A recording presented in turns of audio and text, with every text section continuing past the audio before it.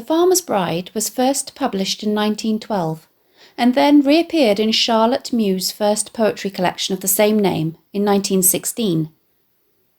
The poem takes the form of a dramatic monologue and is told solely from the perspective of the speaker, an unnamed farmer, whilst his bride remains not only nameless but also voiceless. Its theme can be classed as a lover's complaint, which explores unrequited love, or love which is not reciprocated. Rather than romantic love, however, the farmer's interest in his bride is sexual in nature, and his descriptions focus more on her physical attributes. At this time, a man had a legal right to have a sexual relationship with his wife, but it is clear that the marriage has not been consummated, and the husband is feeling that he has not been treated fairly. Mew refers to the progression of the seasons throughout the poem, from summer through autumn and into winter, not only to indicate the passing of time, but also to symbolise the bride's frigidity, the lack of physical and emotional warmth between the pair, and the farmer's own unhappiness and frustration. Charlotte Mew's poems often concern social outcasts written from the point of view of a male speaker, which were an expression of her feelings of alienation from her own community. She committed suicide at the age of 58.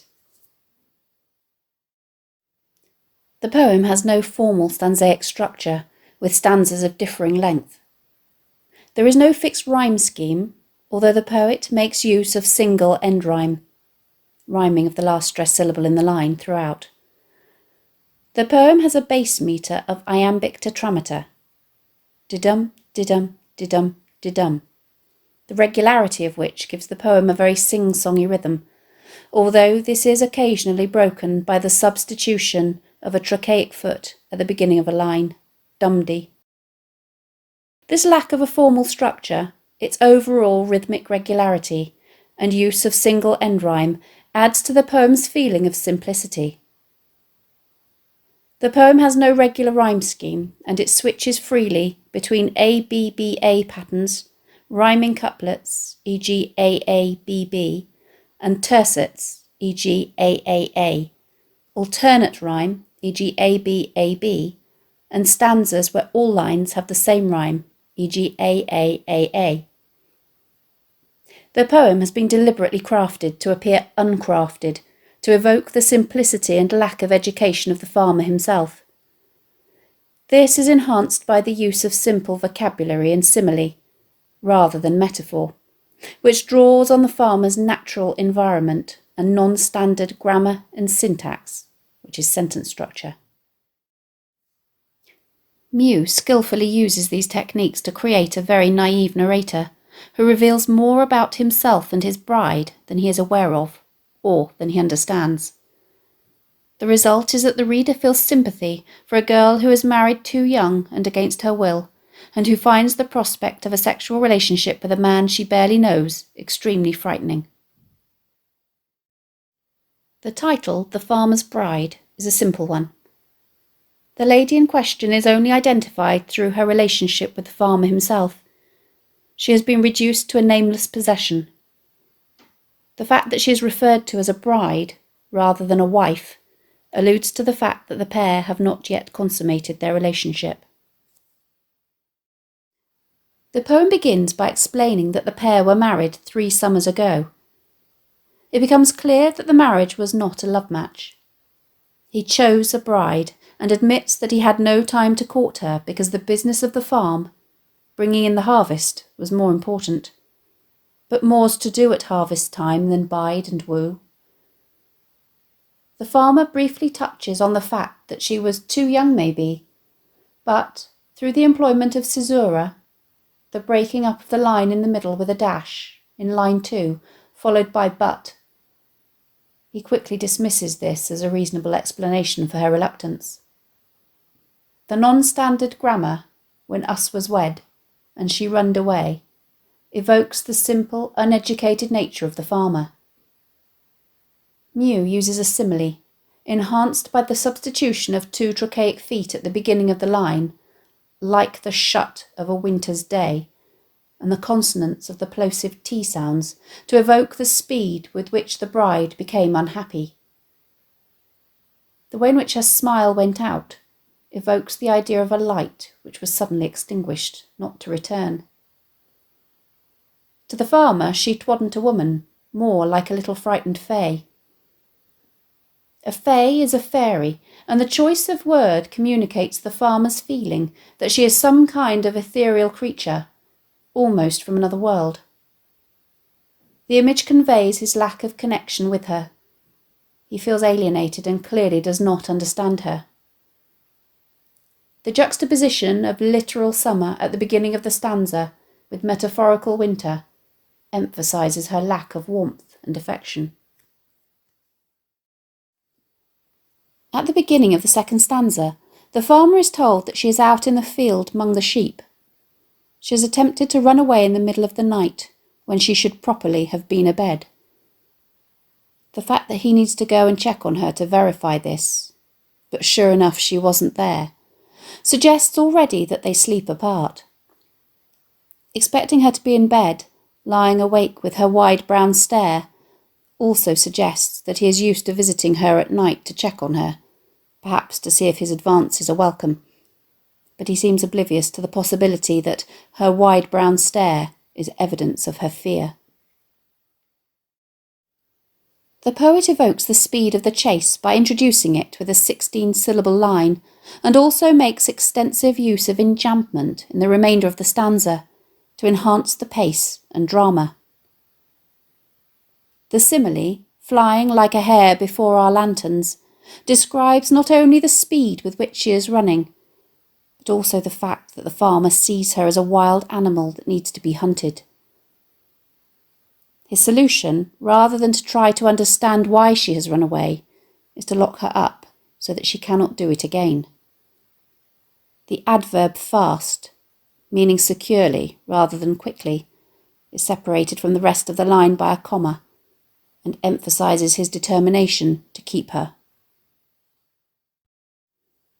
The farmer reveals that the girl carries out her housewifely duties in other areas. She does the work about the house as well as most.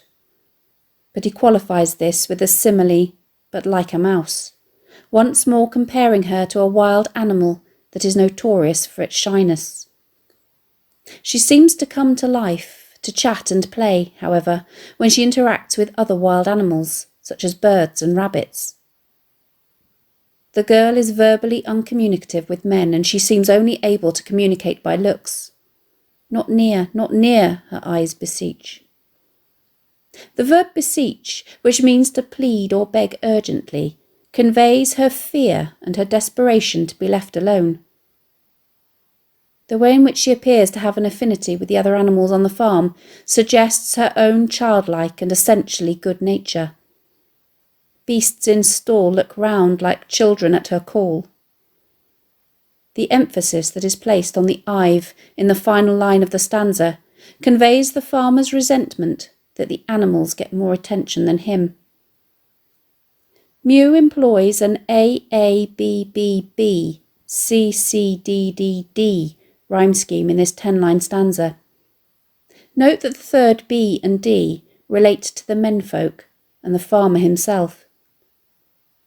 These lines, which seem tagged on to what otherwise would be rhyming couplets, seem to emphasise how the men in general, and the farmer in particular, are extraneous and unwelcome in the girl's world.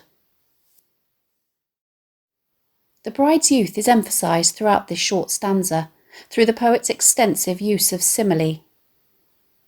Once more she is compared to a hare, but this time it is a leveret or baby hare, which not only alludes to her youth, but also to the fact that emotionally she is immature. He admires her physique, which is straight and slight, or slim as a sapling. The positive comparison between his wife and a young wild flower is evidence that he is very physically attracted to her. Sweet as the first wild violets she. The poet uses sibilants, repeated S sounds throughout this short stanza, to communicate his almost breathy appreciation of his bride's physical beauty. The poet ends this stanza on a short rhetorical question, but what to me? To convey the farmer's unhappiness and frustration at the lack of any kind of relationship between them. In the 5th stanza, the poet refers to the changes in the natural world to give a sense of time passing and the onset of autumn and winter as the short days shorten and the blue smoke from wood fires rises to the low grey sky. The preponderance of dull, monochromatic colours in this stanza, brown oaks, blue smoke, grey sky, black earth, white rime, reflects the bleakness and despair of the farmer's mental state. The reddening of the berries makes him think of Christmas and his sorrow at being childless at such a time of year. Some other in the house than we is conveyed through his exclamation at the end of the stanza.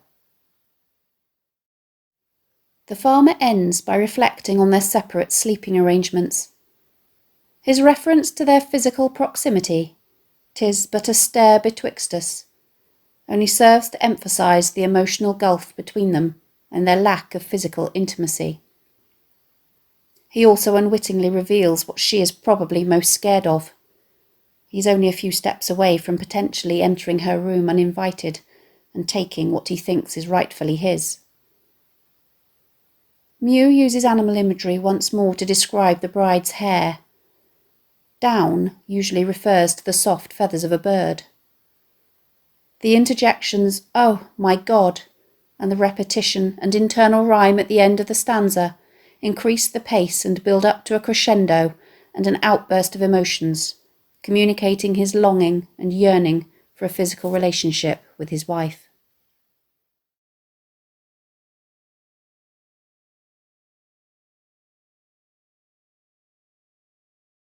Thanks for watching. I'd really appreciate any questions or comments below. I look forward to hearing from you.